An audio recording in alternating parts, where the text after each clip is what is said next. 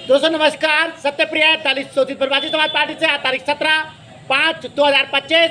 तो एक चीज़ तो माननी पड़ेगी कि भारत पाकिस्तान के संक्षिप्त युद्ध में ऑपरेशन सिंदूर ने भारतीय प्रतिष्ठा को नई ऊंचाइयां दी हैं।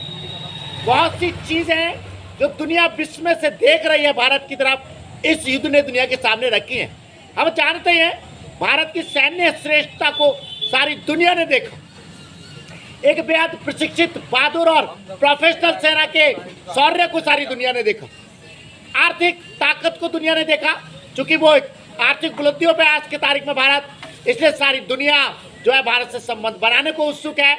और जब आर्थिक बहिष्कार हम करते हैं अजरबैजान और तुर्की जैसे देश का, वो भी अपने आप में सारी दुनिया की सुर्खियां बनता है। बात तीसरे पहलू की बात कर रहा था, मेड इन इंडिया जो हथियार है, शस्त्र है, उनकी प्रतिष्ठा ने भी भारतीय जो प्रतिष्ठा है उसको भी एक नई ऊंचाई दी है। मेक इन इंडिया को भी नई ऊंचाई दी है।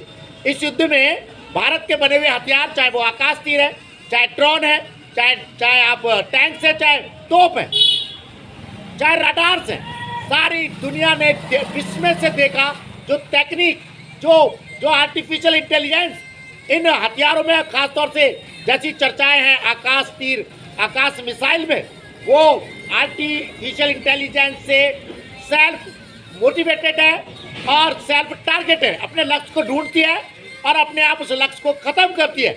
ये उन्नत टेक्नोलॉजी आज की दुनिया में किसी भी मिसाइल के पास मौजूद नहीं है जो आकाश तीर पे।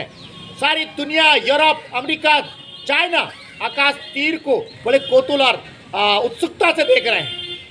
इस हथियार प्रणालियों ने जो 99% 100% सेल्फ मेड है, भारतीय तकनीक का, भारतीय अनुसंधान का परिणाम है, वो पूरे देश को गर्व और खुशी से भर रहा है।